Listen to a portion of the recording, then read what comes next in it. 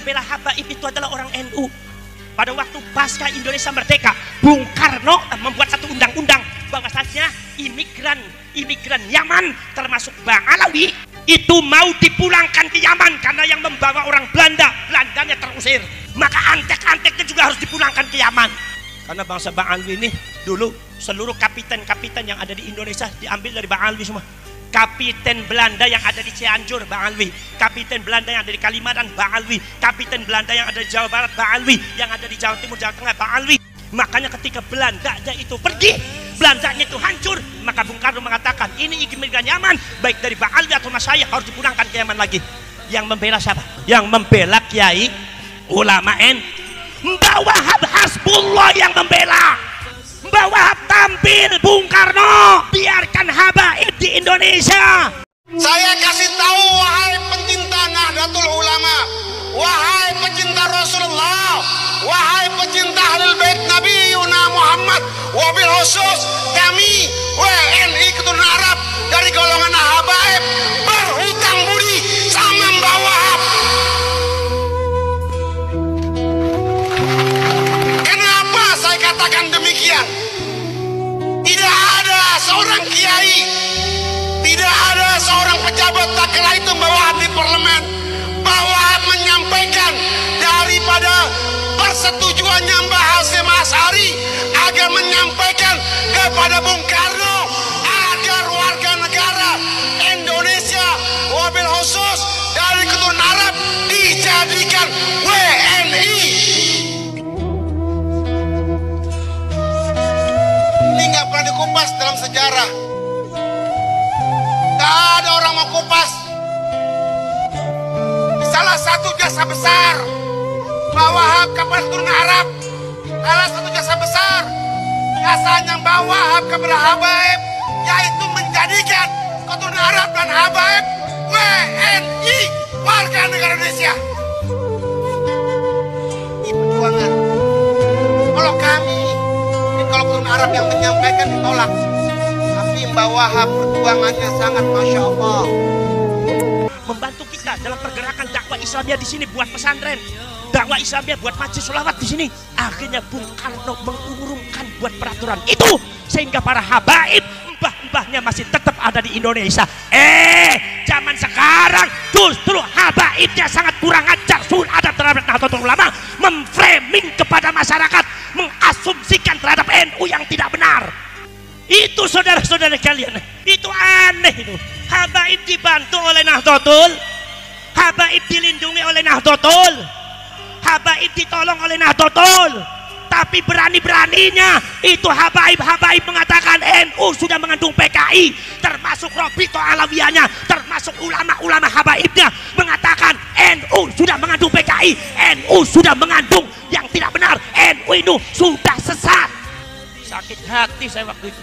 Saya bilang kapan Allah akan mengungkap, betul ungkap sekarang. Ini adalah kehendak Allah. Sampai ketika NU disebut sesat, sakit hati apa tidak? Ketika Banser katanya isinya PKI, sakit hati apa tidak? Ketika Ansor katanya isinya PKI, itu sakit apa tidak? Lalu Anda mengatakan ini bukan masalah NU. Saya tanya, lalu ini masalah apa? Bukan saya mengajari sampai melawan habaib, tapi bersikaplah tegas kepada habaib. Habaib kalau seumpama tidak bersikap tegas, Anda akan diinjak. Saudara-saudara sekalian, tahun 70 pemerintah waktu itu sudah mau orde baru itu sebentar lagi. Pemerintah Indonesia ingin mengevaluasi ulang tentang masalah kewarganegaraan para imigran Yaman. Bahwasanya para imigran Yaman itu terlalu mudah menjadi warga negara Indonesia. Tidak sama dengan warga negara asing yang lain, sangat sulit jadi warga negara Indonesia. Tapi untuk para habaib khususnya itu gampang, asal punya KTP daftar langsung jadi warga negara Indonesia. Makanya habaib di Indonesia sudah semakin banyak. Pada waktu itu pemerintah mau menganalisa ulang supaya disamakan warga negara asing siapapun kalau di Indonesia harus melalui peraturan-peraturan yang sesuai dengan undang-undang, supaya peraturan itu dipenuhi. Walaupun semua kepada para habaib dan imigran Yaman harus seperti ini tahapannya untuk menjadi warga negara Indonesia, sehingga para habaib akhirnya sulit menjadi warga negara Indonesia kembali. Sing belo sapa? Sing belo sapa? Sing belo sapa? Sing belo niku Gus Dur, Kiai Haji Abdurrahman Wahid, beliau yang membela habaib. Saya usulkan kepada pemerintah dengan tegas, Gus Dur, untuk khusus masalah habaib jangan dipersulit menjadi warga negara Indonesia. Akhirnya pemerintah menerima usulan Gus Dur, sehingga para habaib dari Yaman banyak datang ke Indonesia, sangat mudah menjadi warga negara Indonesia. Itu atas jasanya siapa? Jawab bareng-bareng, atas jasanya siapa? Itu jasanya Kiai Haji Abdurrahman Wahid. Tapi di dalam perjalanannya, apakah habaib itu mengucapkan terima kasih sama Gus Dur? Atau menulis di dalam sejarahnya bahwa Kiai Haji Abdurrahman Wahid adalah orang yang paling berjasa terhadap keberadaan habaib ada di Indonesia? Apa mereka nulis seperti itu? Justru mereka sebaliknya, oknum habaib tega-teganya, kejam dan jahatnya mengatakan, Gus Dur buta mata, buta hati, ini dasmu yang kurang ajar. Ya, Habib, kita konfirmasi sekali lagi, Habib. Tadi Gus Dur berkeyakinan bahwa itu telah dilakukan oleh FPI begitu, karena ada sejumlah atribut. Ya, Gus Dur kan tidak melihat. Dari mana dia bisa berkeyakinan? Kok orang nggak ngelihat berkeyakinan? Gus Dur itu buta mata juga buta hati. Gus Dur itu buta mata juga buta hati. Gus Dur itu buta mata juga buta hati. Yang membela habaib itu orang Mbah Yai Ma'ruf Amin. Pada waktu terjadi kisah yang ada di Monas, termasuk demo-demo yang dilakukan oleh Front Pembela Islam FPI, itu saudara-saudara kalian banyak dikritik oleh banyak orang, termasuk pemerintah akan menindak tegas karena dianggap sebagai jalan ajaran terorisme. Sing belo sopo? Sing belo sopo? Kalau seumpama habaibnya dianggap teroris, akhirnya nanti ditangkap semua, tapi dibela oleh KNU. Sopo sing belo? Sing belo Mbah Yai Ma'ruf Amin. Waktu itu jadi ketua umum MUI, Mbah Yai Ma'ruf Amin mengatakan habaib itu bukan teroris. Bahkan Mbah Yai Ma'ruf Amin mengatakan mereka itu adalah para mujahidin yang ada di Indonesia. Saking beloe, pemerintah akhirnya mengerem. Sampai beberapa KNU sempat salah paham dumateng Mbah Yai Ma'ruf Amin. Kenapa? Karena Mbah Yai Ma'ruf Amin kelihatannya lebih condong kepada habaib dan FPI ketika itu. Kalau tanpa Mbah Yai Ma'ruf Amin, itu habaib hancur semua itu. Tapi yang membela itu Mbah Yai Ma'ruf. Begitu Mbah Yai Ma'ruf Aminnya diberikan amanah oleh masyarakat dan para ulama untuk menjadi wakil presiden, itu ada oknum habaib yang tega-teganya di depan jamaahnya ngajarin tidak benar. Sudahlah menyebut nama Yai Ma'ruf Amin dengan namanya saja Ma'ruf Amin. Nomor 2, disandarkan dengan binatang yang najis. Saya sebetulnya buatan peta, buatan mengah, tapi ini masyarakat harus tahu semua. Mereka menyebut Yai Ma'ruf Amin itu babi di depan jamaahnya. Ma'ruf Amin itu babi apa babi? Babi apa babi? Babi. Ma'ruf Amin babi apa babi? Berarti ustadz bayaran apa? Apa?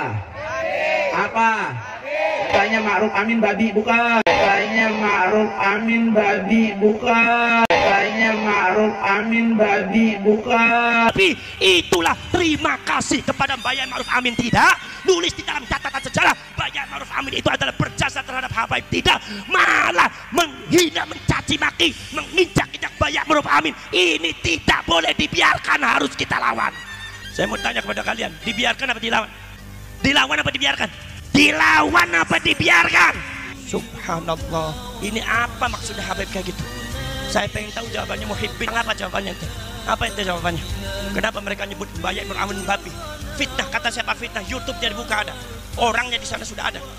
Ada lagi yang mengatakan Mbah Hasyim Asy'ari, yang namanya Hasyim Asy'ari itu bukan orang alim, orang biasa-biasa saja. Semprul, kurang ajarin orang. NU tidak dibentuk oleh Hasyim Asy'ari yang nol besar.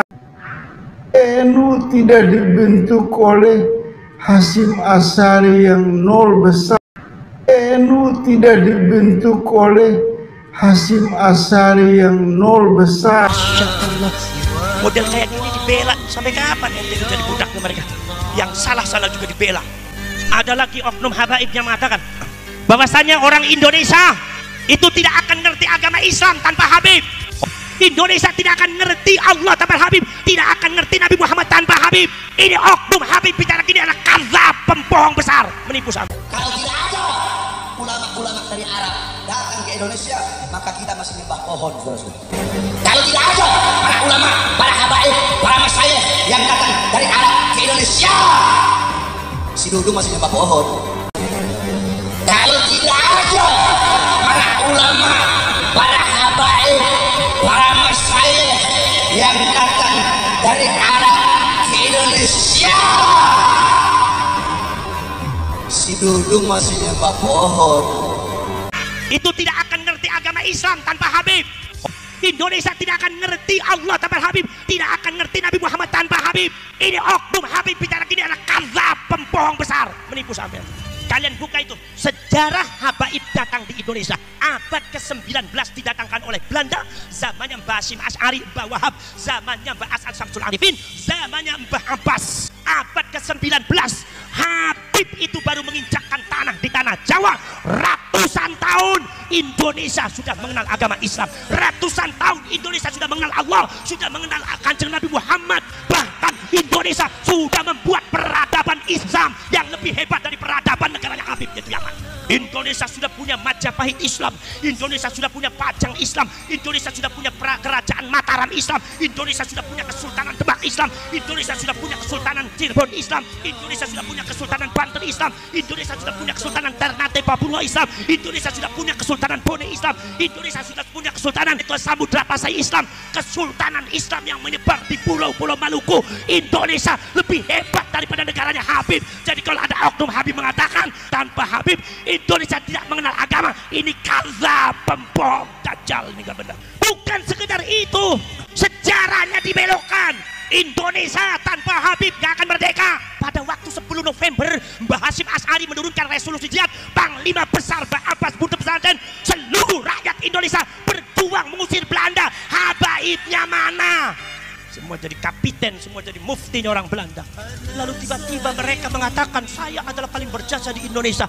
Pada waktu zamannya Belanda mereka jadi pekerja-pekerja Belanda, mereka jadi mufti, mereka semua jadi kapiten-kapiten Belanda. Tiba-tiba Belandanya terusir, kita merdeka, mereka mengklaim bahwa yang paling berjasa di Indonesia adalah para habaib, kan Mbak Alwi. Ini kejahatan sejarah, gak usah percaya, itu orang gak benar. Yang memerdekakan Indonesia adalah datuk-datuk Mbah Buyutnya sampean semua. Sudah itu kemudian bukan sekedar pembelokan sejarah, pengklaiman para pahlawan banyak dibaalwikan. Pangeran Diponegoro dibaalwikan, katanya seorang Habib.